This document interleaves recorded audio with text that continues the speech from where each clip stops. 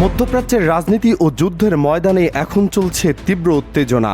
Iran থেকে শুরু করে আরব সাগর, সেখান থেকে আরব ইসরায়েলের গভীর, সবকিছু এখন ধোঁয়াশা আর রক্তের খেলায় মুখর।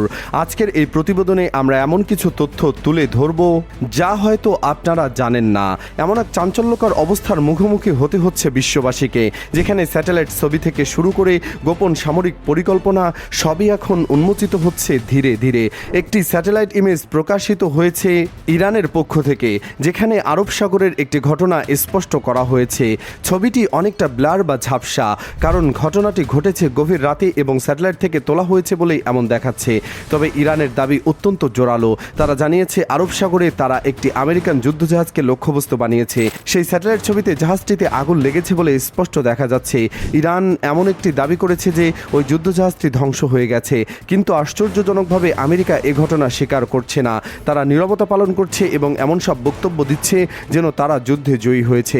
কিন্তু প্রশ্ন হলো, যদি তারা সত্যি জয়ী হতো তবে ইরানের সর্বোচ্চ নেতা আয়াতুল্লাহ খামেনি শহীদ হওয়ার পরেও ইরান সরকার কেন আত্মসমর্পণ করেনি? এখন পর্যন্ত ইরান না নত হয়েছে না থেমেছে। তারা যুদ্ধ চালিয়ে যাচ্ছে এবং দীর্ঘমেয়াদী সংঘাতের জন্য প্রস্তুতি নিচ্ছে। আমেরিকা ভেবেছিল তারা খুব দ্রুতই ইরানকে পরাজিত করতে পারবে, কিন্তু সেই পরিকল্পনা ব্যর্থ হয়েছে। এখন তারা বুঝতে পেরেছে যে সামনে থেকে সরাসরি যুদ্ধ করা তাদের জন্য ঝুঁকিপূর্ণ হবে। ইসরায়েলও বুঝতে পেরেছে যে সরাসরি যুদ্ধ তাদের জন্য সহজ নয়। তখনই তারা নতুন কৌশল অবলম্বন করেছে। আমেরিকা এখন তৃতীয় পক্ষকে ব্যবহার করছে। কুর্দিস্তানের কুর্দি সম্প্রদায়কে তারা এই ঘটনায় টেনে এনেছে। আগের আপডেটে যেমনটি জানানো হয়েছিল, আমেরিকা ইরাকের ভেতরে বিমান থেকে বিপুল পরিমাণ অস্ত্র এয়ারড্রপ করেছে। যখন ইরাকি সেনাবাহিনী দেখতে গেছে যে আমেরিকা আসলে কি ফেলছে, তখন তাদের ওপরই বোমা বর্ষণ করা হয়েছে। এটি স্পষ্ট আন্তর্জাতিক আইনের লঙ্ঘন। এরপর সেখানকার কুর্দি গোষ্ঠীগুলোকে নির্দেশ দেওয়া হয়েছে যে তারা যেন ইরানের ভূখণ্ডে ঢুকে স্থল আক্রমণ চালায় এবং সেখানে অস্থিরতা সৃষ্টি করে। কুর্দিরা সে কথায় মেনে নিয়েছে বলে বিভিন্ন সূত্রে খবর এসেছে। ইসরায়েলের সরকারি পত্রিকা i24F-তেও এ বিষয়ে প্রতিবেদন প্রকাশিত হয়েছে। লাইভ আপডেট অনুযায়ী জানা যাচ্ছে, ইরানের ভেতরে স্থল আক্রমণ ইতোমধ্যে শুরু হয়ে গেছে। কুর্দিদের কিছু সশস্ত্র গোষ্ঠী হামলা শুরু করেছে এবং তাদের একজন নেতা একথা স্বীকারও করেছেন যে তারা আশঙ্কা প্রকাশ করেছেন যে ইরান হয়তো ইরাকের ভেতরে কুর্দিস্তানের ওপর পাল্টা হামলা চালাতে পারে। ভূগোল ও রাজনীতির হিসেবে কুর্দিদের আলাদা রাষ্ট্র হিসেবে খুব কম দেশই স্বীকৃতি দিয়েছে। ইরান বা তুরস্ক কেউই তাদের স্বীকৃতি দেয় না। কেবল ইরাকি কুর্দিদের একটি স্বায়ত্তশাসিত অঞ্চল হিসেবে স্বীকৃতি দিয়েছে। কুর্দিদের মতে কুর্দিস্তান ইরাকের অংশ হলেও তাদের নিজস্ব অঞ্চল এবং তারা সেখানে আলাদা সরকার গঠন করেছে। কিন্তু রহস্য হলো, কুর্দিস্তানের প্রেসিডেন্ট ইরানের পররাষ্ট্রমন্ত্রীকে ফোন করে আয়াতুল্লাহ খামেনির শাহাদতের জন্য শোক প্রকাশ করেছেন। অর্থাৎ সরকারিভাবে তারা ইরানের প্রতি সমবেদনা জানালেও অন্যদিকে তাদের কিছু উগ্রগোষ্ঠী যারা আমেরিকার প্রভাবে রয়েছে তারা ইরানে ঢুকে হামলা চালাচ্ছে। এটি তাদের রাজনীতির দ্বিমুখী চরিত্রই প্রকাশ করছে। যখন কোনো দেশকে জিততে তৃতীয় পক্ষ বা সশস্ত্র গোষ্ঠীর সাহায্য নিতে হয়, তখন সেটিকে শক্তির নয় বরং দুর্বলতার লক্ষণ বলা হয়। আমেরিকা ও ইসরায়েল এখন সেই পথেই হাঁটছে। খবর রয়েছে তারা ইরান কুর্দি সীমান্তে হামলা করেছে যাতে সেখানে অস্থিরতা তৈরি হয় এবং কুর্দি যোদ্ধারা সহজে ইরানের ভেতরে প্রবেশ করতে পারে। একই সময়ে আমেরিকা ও সৌদি আরব মিলে বড় কোনো পরিকল্পনার কাজ করেছে বলেও জানা যাচ্ছে। আমেরিকার পররাষ্ট্রমন্ত্রী সৌদি পররাষ্ট্রমন্ত্রীর সঙ্গে ফোনালাপে এ বিষয়ে আলোচনা করেছেন বলে জানা গেছে। কিন্তু ইরান তাদের এই ষড়যন্ত্র মোকাবেলায় প্রস্তুত। খামেনি হারলেও তার সন্তানরা, হায়নাদের সন্তানদের যাদের কাফের বলা হতো, তারাই এখন কারবালার সেই ঐতিহাসিক যুদ্ধের কথা মনে করিয়ে দিচ্ছে। তারা শত্রুদের জানিয়ে দিয়েছে যে তারা এখনও যুদ্ধের মাঠে আছে। ইরানের সাম্প্রতিক হামলার কারণে মধ্যপ্রাচ্যের এক বড় খাদ্য সংকট দেখা দিতে পারে বলে আশঙ্কা করা হচ্ছে।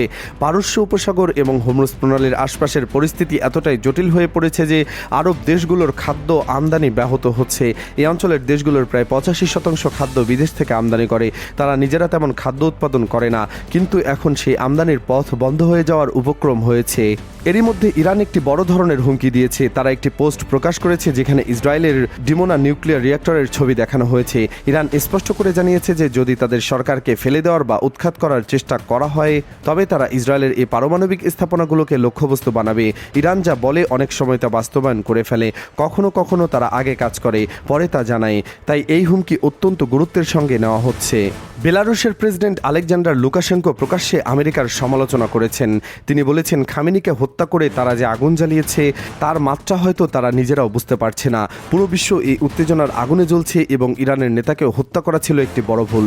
তিনি ইরানের প্রতি সমর্থন জানিয়েছেন এই শোকের সময়ে। অন্যদিকে আমেরিকার প্রতিরক্ষামন্ত্রী দাবি করেছিলেন যে ইরানের কাছে ড্রোনের মজুদ কমে গেছে, কিন্তু বাস্তবতা হলো ইরান এখনও নিয়মিত ইরাক ও অন্যান্য লক্ষ্যবস্তুতে ড্রোন পাঠাচ্ছে।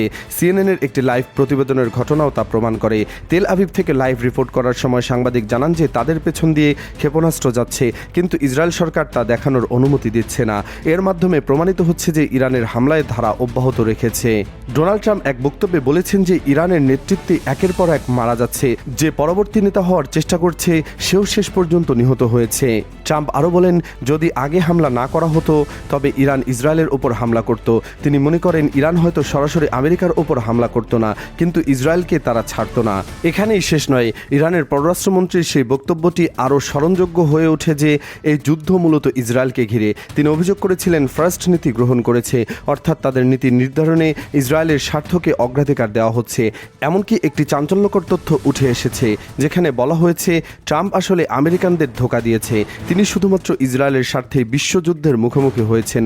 কারণ হিসেবে বলা হচ্ছে ইসরায়েলের কাছে অ্যাপস্টিন ফাইলের সব ভিডিও রয়েছে, সেখানে ট্রাম্পের বিরুদ্ধে শিশুদের সঙ্গে জঘন্য কাজের প্রমাণ রয়েছে। এই তথ্যটি অবশ্য অত্যন্ত সংবেদনশীল, তবে এটি এখন আলোচনার কেন্দ্রে এসেছে। এদিকে ইরানের অভ্যন্তরে এক ভয়ঙ্কর পরিস্থিতি তৈরি করার চেষ্টা চলছে। ইসরায়েল ও তাদের এজেন্টরা ইরানের পুলিশ স্টেশনগুলোকে লক্ষ্য করে হামলা চালাচ্ছে। এর মূল উদ্দেশ্য হলো ইরানের নিরাপত্তা ব্যবস্থাকে দুর্বল করা। ইরানে যারা গাদ্দার বা বিশ্বাসঘাতক তারা মোসাদ ও সিআইএর এজেন্টদের কাছ থেকে টাকা নিয়ে দেশে অস্থিরতা সৃষ্টি করতে চায়। মোসাদের লাখ লাখ এজেন্ট যখন রাস্তায় নেমে বিক্ষোভ করবে তখন যেন পুলিশ তাদের দমন করতে না পারে, সেজন্য পুলিশ স্টেশনগুলো উড়িয়ে দেওয়া হচ্ছে। এটি ইসরায়েলের একটি অত্যন্ত বিপজ্জনক কৌশল। এই পরিস্থিতিতে আরব লীগ একটি বিবৃতি দিয়ে সবাইকে শান্ত থাকার আহ্বান জানিয়েছে এবং ইরানকে আরও হামলা বন্ধ করার অনুরোধ জানিয়েছে। কিন্তু এমন অনেক নেতা আছেন যাদের বাড়িতে অতিথি হয়ে গেলে তারা বাইরে বের হওয়ার পর আক্রমণের শিকার হলেও তারা ফিরে তাকান না, অর্থাৎ তাদের ওপর ভরসা করা বিপজ্জনক। নিশ্চয়ই আপনারা বুঝতে পারছেন কাদের কথা বলা হচ্ছে। একটি বেদনাদায়ক ঘটনার কথাও উঠে এসেছে।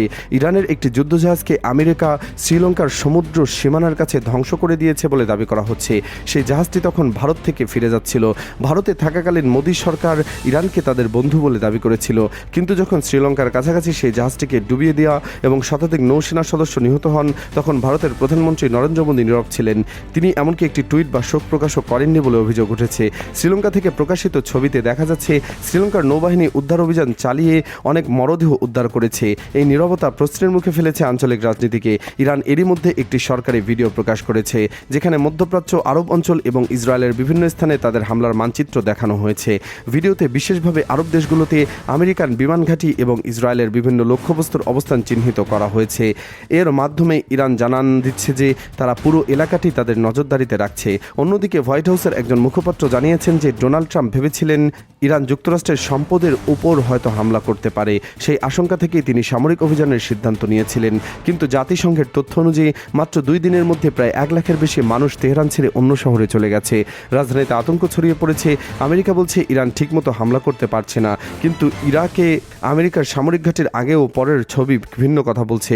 হামলার আগের ছবিতে দেখা যাচ্ছে ঘাঁটিটি স্বাভাবিক ছিল, পরের ছবিতে সেখানে ধ্বংসযজ্ঞ আর আগুনের লেলিহান শিখা দেখা যাচ্ছে। ইরানের উপর এখন ব্যাপক হামলা চলছে। আমেরিকা ও ইসরায়েল তাদের পূর্ণ শক্তি দিয়ে আক্রমণ চালাচ্ছে। ইরানের বন্দর আব্বাসে ইসরায়েল ক্ষেপণাস্ত্র নিক্ষেপ করেছে। শুধু বন্দর আব্বাস নয়, ডজনখানেক শহরে একযোগে বোমাবর্ষণ করা হচ্ছে। এমনকি আমেরিকার পারমাণবিক বোমা বহনকারী বিমানও এই হামলায় অংশ নিচ্ছে বলে খবর এসেছে। সারা ইরানে এখন ধ্বংসের চিত্র দেখা যাচ্ছে। বন্ধুরা, এই ছিল আজকের চাঞ্চল্যকর পরিস্থিতির একটি স্বচ্ছ চিত্র। আশা করি এই বিস্তারিত বিশ্লেষণ আপনাদের বর্তমান বিশ্ব পরিস্থিতিতে বুঝতে সাহায্য করবে। সবাই ভালো থাকুন, সুস্থ থাকুন।